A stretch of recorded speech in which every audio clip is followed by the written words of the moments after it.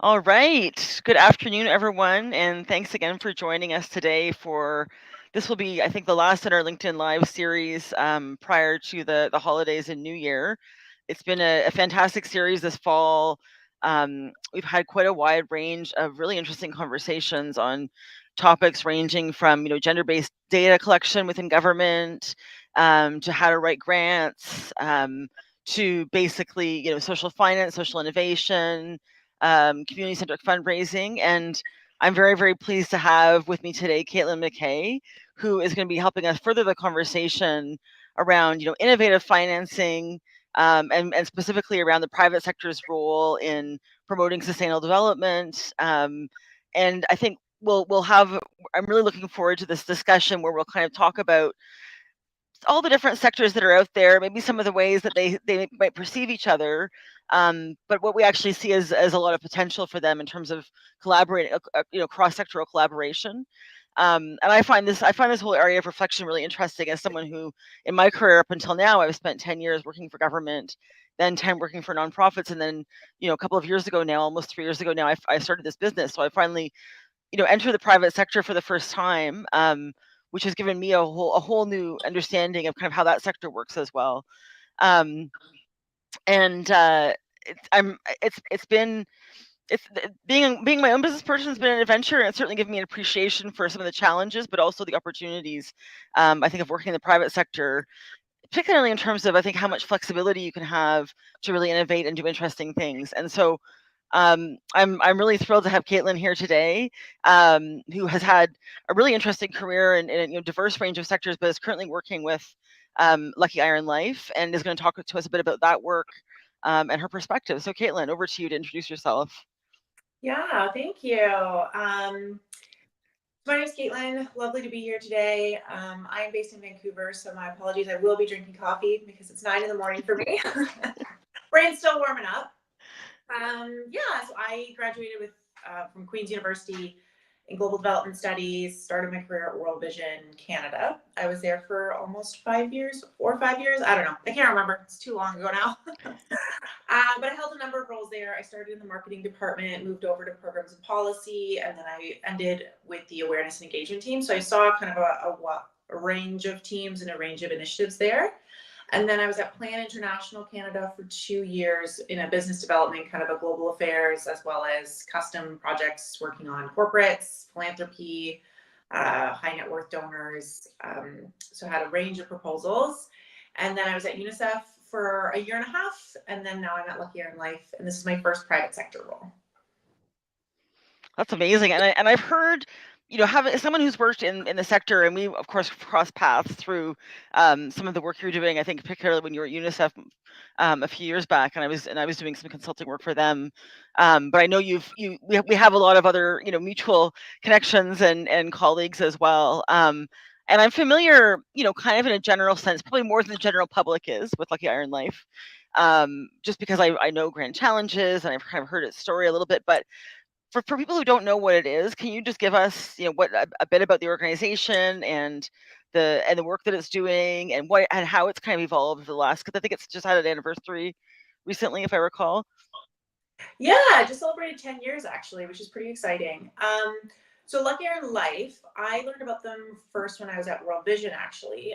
They were working with World Vision Canada on a grant called Enrich that was funded by the Canadian government. And so Lucky Iron Life, formerly Lucky Iron Fish, is a social enterprise that addresses iron deficiency and iron deficiency anemia. And they do it through just this tiny fish that's electrolytic iron compressed into a fish, and they also have a leaf. You boil it in 1 liter of liquid for 10 minutes, a couple of drops of something acidic like lemons or tomatoes, and then it fortifies the whole meal with 6 to 8 milligrams of bioavailable iron, which then addresses your iron levels. So the way that the Amazing. model, it's very cool. I use it myself. A lot of women are iron deficient, both from a physiological reason as well as their social reasons and social economic reasons why women are more likely to be iron deficient. But so essentially it's a social enterprise. So the fish or the leaf is available for purchase in North America, Australia, and Europe. And that side funds the social side, which is the side that I work on, which is working with NGOs to integrate it into their nutrition programming to address iron deficiency and iron deficiency anemia in their programming. So an NGO like World Vision or CARE or Action Against Hunger has a wider nutrition program for the sustainability component, and then we come in and integrate to at least address your iron levels, kind of a more immediate your immediate needs, and then the wider nutrition programming is ideally looking at something that's a bit more sustainable. Oh, that's really exciting, and that's am I right in thinking that this was an innovation that came out of some kind of Grand Challenges Canada innovation funding when it was originally developed, or did it come out and then it was aided along the way with some of that funding? Yeah, so it's actually kind of a cool story. So it started as a PhD Oh, research, wow. and so Dr. Gavin Armstrong, who's the CEO and founder, he was working in Cambodia and built off of this initial idea of it was an iron block, and it in Cambodia it kind of looked like putting garbage in your food because it's just Right. electrolytic iron. Yeah, it was electrolytic iron, for food fortification grade iron. But because it was in the shape of a block, the women in the community he was working with were like, this kind of looks like garbage in our food. Yeah. So and this is where it's really important to work with the community to learn about these cultural sensitivities. And so in Cambodia, the fish is a sign of good luck. And so once the iron was compressed into the shape of a fish, it became lucky iron fish because women attributed putting this pot, like this fish, into their pot as lucky, and then they felt better because their iron levels were higher, and then they attributed it to the fish, hence lucky iron fish. But now, 10 years on, there's a leaf because when we expanded into India, um, with a high vegetarian population, putting anything that felt like it wasn't vegetarian just felt culturally inappropriate. So we made a leaf, and then we're also launching a powder in the new year. So then Oh, wow. the iron life. Yeah. Oh, that's exciting. Yeah, very cool. It's such a cool product, and I know, definitely myself, have had over the years many different challenges with iron, and I've used it at times, and it seems like such a great kind of. I think it's something that people certainly who are paying for it here in North America and Europe, et cetera, could kind of get excited about it because it's very tangible. You can kind of see the impact, and you can understand and make that connection to how the impact could be, felt globally as well. So in terms of the funding for the work that you're working on, which is some of the international work and the work with NGOs, is that completely funded largely by the profits from the other end of the operation? Yeah, it's kind of a bit of a mixed model. For sure, the selling the product in North America and Australia and Europe funds the bulk of the business, obviously. And then we also have some funding through grants. We'll co-apply sometimes with NGO partners. We got some money from the Canadian government for the FIT grant with CARE. I've just submitted an application to Grand Challenges alongside some other NGO partners as well as some university researchers. So it kind of depends. It's a bit of a mixed model, but we are usually very open to either lead a grant application or will be a sub grantee on an application.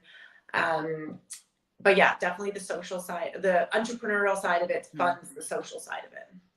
That's very, very interesting. What a cool model, and I think it's also really interesting just because it reminds me a little bit of what we were just talking about before we came on the call a bit. And I think for someone like myself who's now worked in these three different sectors, I think there's a tendency to have this perception that you're either only doing work that's charitable in purpose, or you're doing work that's to generate revenue, or generate profit, and those two things are incredibly separate. But I actually think that that's perhaps a bit of an artificial division. I mean, I'm not saying, of course, that there are some fundamental differences if you have a charitable model in terms of how CRA sees you, and in terms of how your funds are being generated, definitely.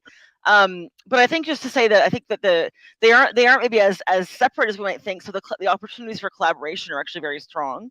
And I would say that um, you see, like just like you're describing, I mean, you see many private sector organizations that themselves are getting grant funding for various parts of their work, especially if they want to be trying to grow or expand. And also, I had a conversation a few weeks back with Gord Goldschlager from Lyft Philanthropy Partners, and they work a lot with organizations in the nonprofit sector who want to integrate, revenue generating models. And Furniture Bank is one that they reference a lot as an example of an organization local to Toronto here, where people who can pay, and they turn around and use that money to help people who can't pay for their service. Similar to what you're describing. So I mean, I just think that there's so much interesting potential in that space, in that kind of innovation, entrepreneurial space. And I think, I think Canada, it's interesting because I think Canada, the government has tried over the years with initiatives like Grand Challenges Canada, for example, to support some of that kind of partnership, um, and to foster some of that kind of thinking. And there's been some new, social innovation funding recently. But I think it can be difficult, for many reasons, to kind of make those partnerships work. And I think some of those reasons are just the perception, and some of them maybe are based on experience. And I don't know what your experience has been like with that kind of divide between those sectors, as it were.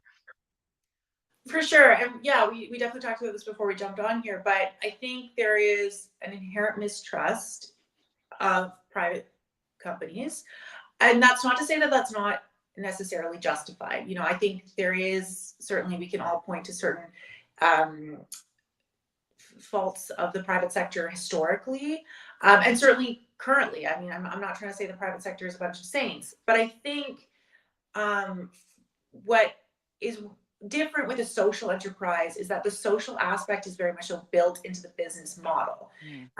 So our CEO and founder, Gavin, decided right off the bat that he wanted to have kind of that triple bottom line. He wanted the revenue, but also the impact.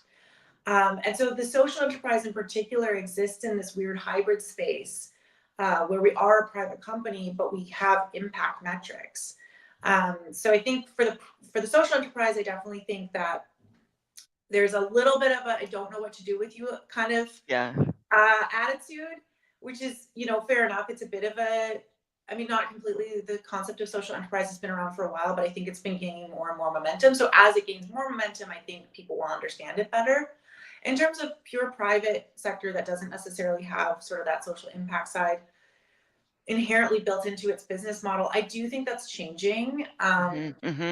I think definitely with the SDGs, you can't achieve the SDGs with cutting out a complete sector. We have to have the private sector, and it has to be meaningful engagement. And I think when we talk about meaningful engagement with the private sector, that also has to look like appropriate engagement. So it's not always right to have a private sector company come in, but sometimes it is. And it's kind of learning how to navigate that space, to not say, we're going to completely exclude you or we're going to put you right at the center. There's somewhere in between the two that I think we just need to achieve. And I think we can. It's just some of that inherent skepticism does need to be overcome in the NGO space. And then the private sector also needs, in my opinion, to own some of its mistakes um, and correct them. And I think that is increasing, and it definitely is on a case by case basis. And then certainly more value and more appreciation for organizations like Lucky Earn Life that is a social enterprise. Yeah, no, absolutely. I think you're right. I think there's so much potential if people are able to kind of get past some of the concern and distrust, and as you say, which of course in certain cases has been and continues to be warranted. I mean, there's certainly many industries and many charitable organizations and nonprofits that have gift policies or have ethics guidelines in terms of who they would accept money from, for example, for obvious reasons. I think that kind of goes without saying, but I think it's also interesting. Um, Also, when you think about, and this is something I've heard a lot from some leaders and thinkers in the nonprofit space recently, I think there's sometimes also been a misconception on the part of the private sector to say, well, whatever the nonprofit sector is doing, we already know how to do it, and we can do it actually more effectively. And I think there's a misconception that's sometimes out there, when you have people who come in as volunteers or who think won't want to change careers and have something to contribute. And I think it's like any sector. There's expertise that's very very sector specific, and that doesn't necessarily translate well. But that's where I think that there can be such potential in the collaboration. So I don't know if you have any examples, I think you mentioned briefly about when you worked at World Vision and how you first heard about the work of Lucky Iron Life back then. But anything that you've seen recently in terms of where you've really seen that impact multiply through that kind of partnership and that kind of innovation. Yeah, I mean, I definitely think Lucky Iron Life is a great example of that kind of innovation. I think that, yeah, so when I learned about Lucky Iron Life was because we were part of or at the time I was at World Vision Canada, but they were part of the Enrich grant. And I think there's a lot of different things that are good about having a private company involved with a grant, particularly when you look at the Canadian government. So first, it's a Canadian innovation, and the Canadian government, generally speaking, likes to Yes, give to Canadian companies. totally. So that's one area that's just it makes your grant application stronger, to put it bluntly. And then certainly, I think for other areas, when you're looking at the mandate letters, when you're working with private companies, like for example, we're a social enterprise, but we're also majority female, we're also LGBTQ led. So I think when you look at the mandate letters for some of the ministers, we check a lot of some of those boxes to strengthen that grant application. I think that's one. Totally. And then I think also it opens up that public-private partnership also opens up the other element that the Canadian government likes, which is looking good to Canadians. Yes. So again, put it bluntly, and it's valid. I mean, of course, you want Canadians to know what you're doing abroad, and particularly international development doesn't get a lot of attention in the media. So you do need, as a Canadian government bureaucrat or a Canadian government minister or working in the minister's office, you do want to look good to Canadians. And one of those ways is to promote yourselves through private companies. So I think that's another element. And then, of course, I think the other piece is, of course, the impact, which is the most important part. And what we say is we're a tool in the toolbox. When you're addressing iron deficiency and iron deficiency anemia, there are kind of two main intervention strategies, which are pills, iron pills, or widespread food fortification. And we're advocating that we're just another tool in the toolbox to give people agency and choice. So I, here in Canada, have agency and choice to choose whether I want to take a pill or I want to take boiled fish or, buy food that has fortification in it. So in the same way that you should have choices over your own health, we're simply saying we're adding choice. So you have agency and control. And particularly with widespread food fortification, there's a lot of initiatives out there that are great and they do excellent work and they definitely address iron levels. But for particularly remote or rural communities, that can be really challenging. And also, it has to be culturally appropriate. It has to, like, food is so cultural. Yeah, absolutely. And it might not always be accessible. It might not be affordable. So there's some limitations with that. And then with iron pills, they're phenomenal for addressing particularly iron deficiency anemia. But on the flip side, it requires you to take a pill every single day. Again, that requires delivery into remote and rural communities. And then also the other issue is it really causes a lot of stomach issues, and we'll leave it there. You can draw your conclusions. So the reason why we advocate that we're a tool in the toolbox is because our product does last 5 years. So you have a reliable source of iron for 5 years. Part of what we do with our NGO partners is social behavior change programming. So it's not, you can't just hand something over and say, best of luck. So we work with the communities on training them how to use the fish, and then also some of those social behavior change components, like the cultural component to food. Well, what's locally available? What's your local staple food? And how can we just make this product integrated into what you're already doing to just reduce some of the barriers to using it? So yeah, it's more just about providing agency and choice and a tool in the toolbox, which when you're applying for grants or when you're partnering with an NGO, that is the position that we take, which is we can complement. It's meant to complement, not replace. Yeah, no, I love that. It's great. It's always great to hear a bit more about how that's been working. And I think your point, and a number of the points you were just making there is really well taken. I think the point regarding, how this kind of partnership can make a proposal or an application more attractive to a government funder is really well taken.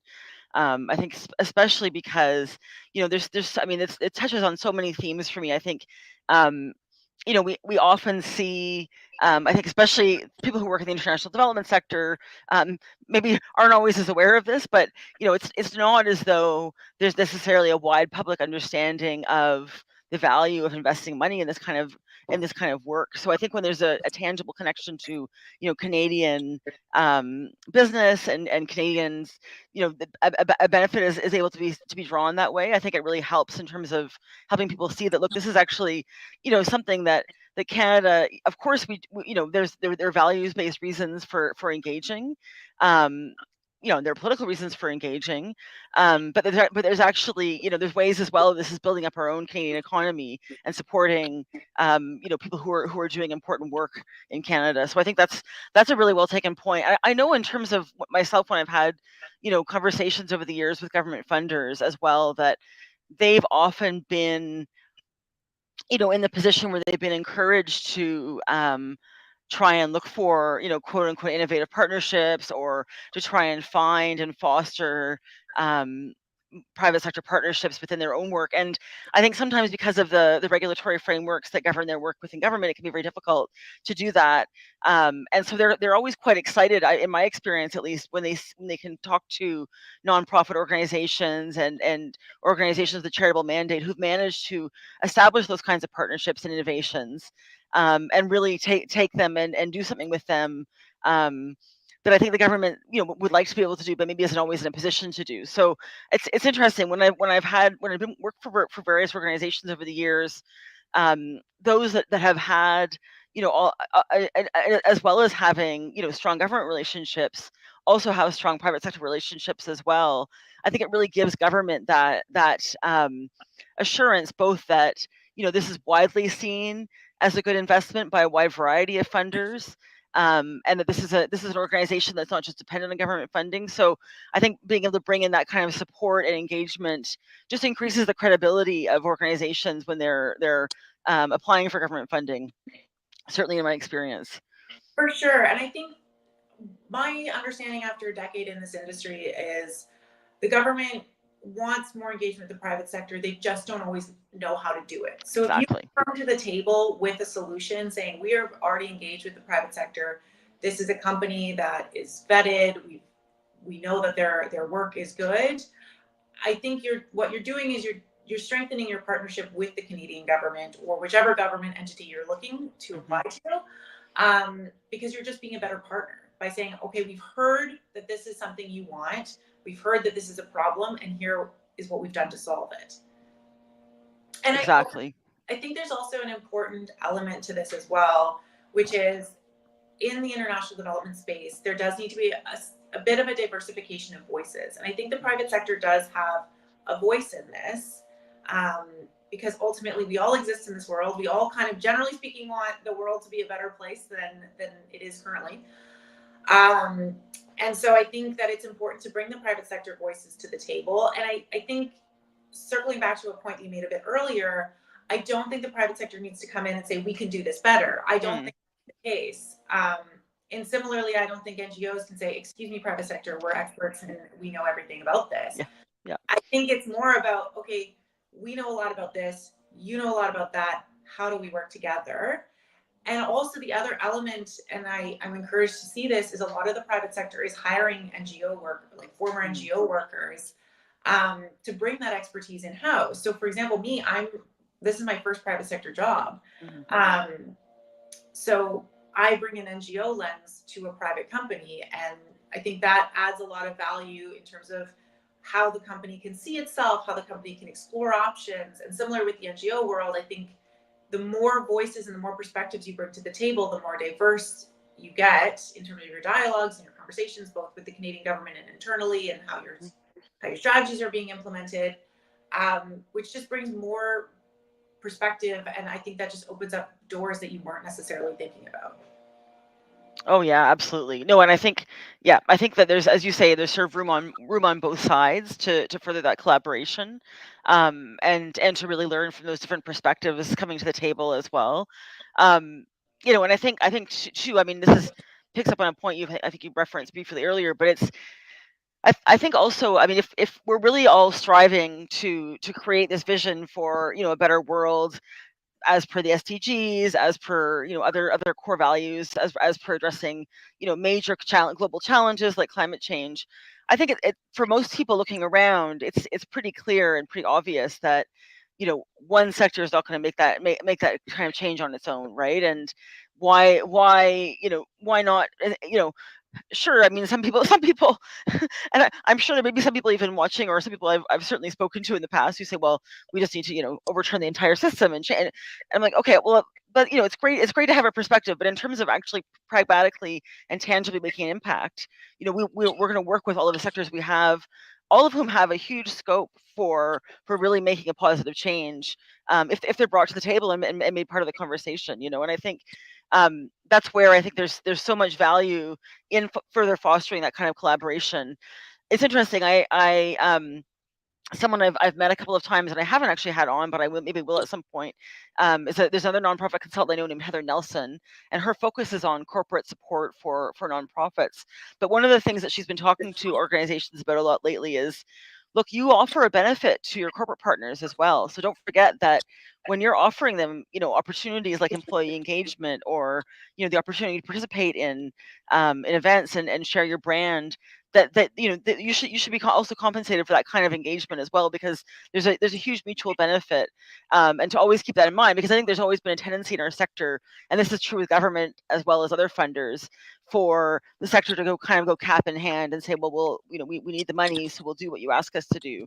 And I think that's where there's real potential, is when you can have more of a conversation among equals, right? And more of a collaboration, a real partnership, where people everyone around the table benefits in different ways, and everyone on the table has something to offer as well. So I think that can be that I mean, it's an idealistic vision, but I think it's one we have seen play out sometimes, certainly in some instances.